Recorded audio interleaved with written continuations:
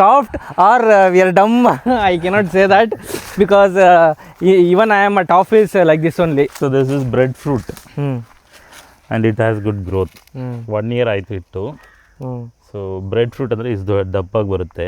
Cut ಮಾಡಿದ್ರೆ slices ಮಾಡ್ಬೋದು and it will smell like bread and it will have that softness of bread. What is the reason you to maintain so much distance? Because these plants will grow into big trees. That will be a small plants. Okay. These and those are lychee. Those three are lychee.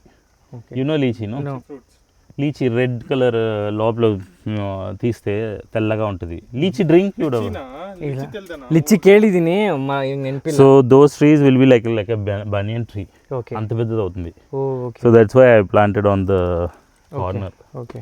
ఎందుకంటే water source ఎక్కువ మనకి summer గంతా litchi fruits తింటే. See, this is my idea of irrigating. So actually if you see, the water will come. It will collect over here and then once this fills in it will go to the next plant. Okay. It's not direct. Okay, understood. So this is my idea. Nice. 2 ಅಡಿಗೆ 36x36 model ಕೇಳಿದ್ದೀರಲ್ಲ YouTube. ಅದೇ ನುಗ್ಗೆ ಸೊಪ್ಪು ಮಧ್ಯದಲ್ಲಿ ಬಾಳೆ ಗಿಡ terrace planting ಎಲ್ಲ ಮಾಡ್ತಾರೆ ಅದೇ ಮೆಥಡ್ ಅಲ್ಲಿ. ಇಲ್ಲ ಅಂದ್ರೆ ಬ್ಯಾಕ್ ಯಾರ್ಡ್ ಅಲ್ಲಿ ಮಾಡ್ತಾರಲ್ವಾ ಅದೆಲ್ಲ. ಅಗ್ರಿಕಲ್ಚರ್ ಲ್ಯಾಂಡಲ್ಲೇ 36x36 ಮಾಡೆಲ್ಲು ಅಂದರೆ ಒಂದು ಟ್ರೀ ಲೆವೆಲ್ಲು ಮೊದಲೇ ಹಾಕ್ಬಿಡ್ತಾರೆ. ಇದು ಒಂದು 2 ವರ್ಷ ಆಗ್ತಿದ್ದಂಗೆ ಇದನ್ನು ಸ್ಟಾರ್ಟ್ ಮಾಡ್ತಾರೆ ಆ ಥರ. ಯಾಕಂದರೆ ಎರಡೂ ಒಟ್ಟಿಗೆ ಹಾಕಿದ್ರೆ ಗ್ರೋ ಆಗಲ್ಲ. ನಾನು ಕಳಿಸ್ತೀನಿ 36x36. ಇಲ್ಲ ಕೇಳಿದ್ದೀನಿ ನಾನು. I mean maybe I am confusing with something different what I Subhash ಪಾಳೇಕರ್ದು. ಓಕೆ. ZBNF. ಅದೇನಂದರೆ different seasons you will get different results. Okay. ಗಿಡ ಕೆಲವೊಂದು ಕಾಫಿ ಆ ನೆರಳಲ್ಲಿ ಕಾಫಿ ಬೆಳೆಯೋ ಥರ ಕಾಫಿ ಮಂಡ್ಯದಲ್ಲಿ. ಓಕೆ. ಗ್ಯಾಪಲ್ಲಿ ನುಗ್ಗೆ ಸೊಪ್ಪು, ಸಬ್ಗೆ ಲೆಮನ್ನು ಇಲ್ಲಾಂದರೆ ಸಪೋಟ ಆ ಥರದ್ದು ಆ ಥರ.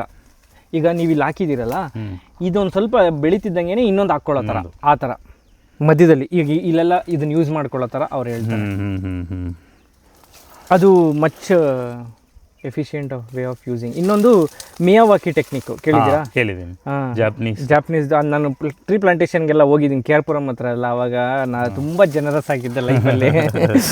ಸಂಬಾರಿಡ ಅನ್ನ ಇಲ್ಲ ನಾ ಊರ ಇನ್ಕ್ರೀಸ್ பண்ணுவே ಅಂಟು போயிட்டு. So actually I saw few videos how to get good yields from mango trees. Okay. So the one thing that I've learned is pruning. I mean cutting of trees. So when you plant a mango tree initially, you need to shape it properly. Okay. Like a cone. It shouldn't be like bending like this, like how you see over there, no? ಆ ಥರ bend ಆಗಬಾರ್ದು. So ಆ ಥರ ಆದರೆ pest ಬಂದು ಈಸಿಯಾಗಿ ಹತ್ತುತ್ತೆ. So can you see this?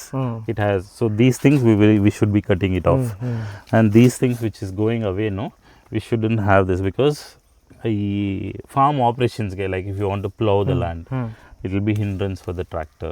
So while planting you should shape it out. These trees were not shaped properly. Okay. So that is one disadvantage. So you can see it is all closed. Okay. So we have cut down few trees to just show my father how the trees should be. I'll show you over there. Come. And how about this